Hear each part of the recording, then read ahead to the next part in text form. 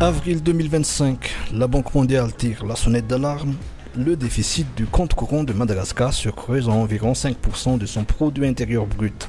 En cause, le recul des exportations des produits phares comme le girofle, la vanille, le nickel ou le cobalt.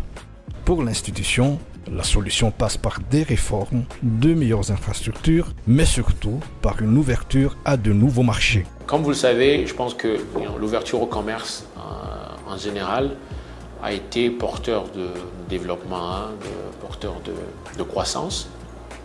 Alors dans ce cas, dans ce contexte spécifique, ce qu'on encourage Madagascar à faire, c'est de diversifier les partenaires. Donc une diversification des partenaires, des marchés d'exportation, c'est toujours une façon d'être un peu moins exposé à un choc spécifique. Dans ce cas particulier, voilà, les chocs tarifaires, donc on a le secteur de la vanille, on a le secteur textile, qui sont quand même touchés par ces tarifs. Et donc la diversification des marchés d'exportation pourrait être un moyen, une source de mitigation de ce type de choc. Cette recommandation n'est pas nouvelle. Les autorités malgaches reconnaissent l'importance de la diversification des exportations, mais aussi la nécessité d'élargir le marché en ciblant les pays émergents. Sauf qu'elle se heurte à un obstacle majeur, la méconnaissance des opportunités sur d'autres marchés.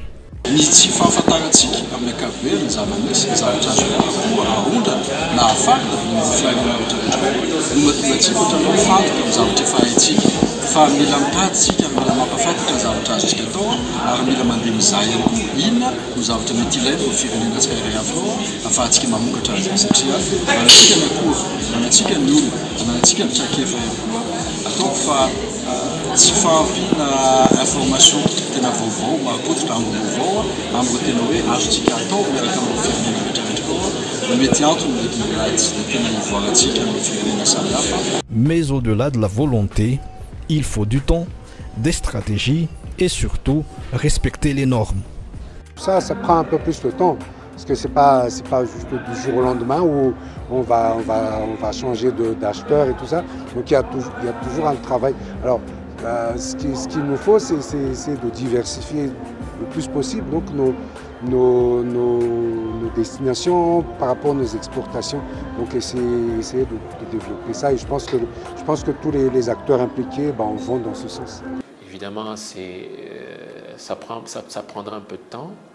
En général, ce qu'on appelle les chaînes d'approvisionnement sont assez rigides à court terme parce que vous savez, les exportateurs ont déjà développé des relations, ils ont déjà des normes sur lesquelles ils sont déjà habitués, sur lesquelles ils livrent certaines marchandises.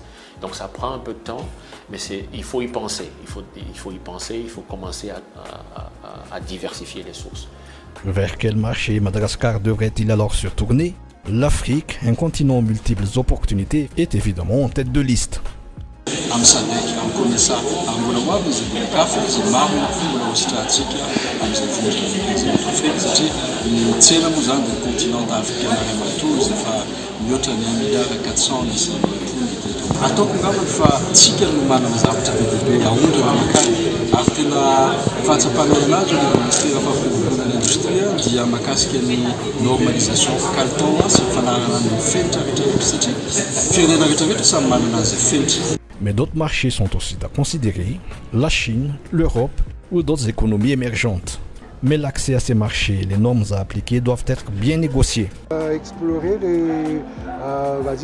les autres demandes, les autres destinations, que ce soit peut-être le marché chinois la Chine s'est positionnée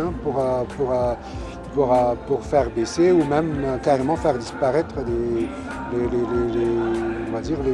droits de douane pour leurs importations. Il y a aussi l'Europe ou d'autres pays. Après, il faut savoir qu'il y a aussi des normes. Et donc ça, c'est dans les négociations. Et je pense qu'il peut y avoir quand même dans les négociations du donnant-donnant.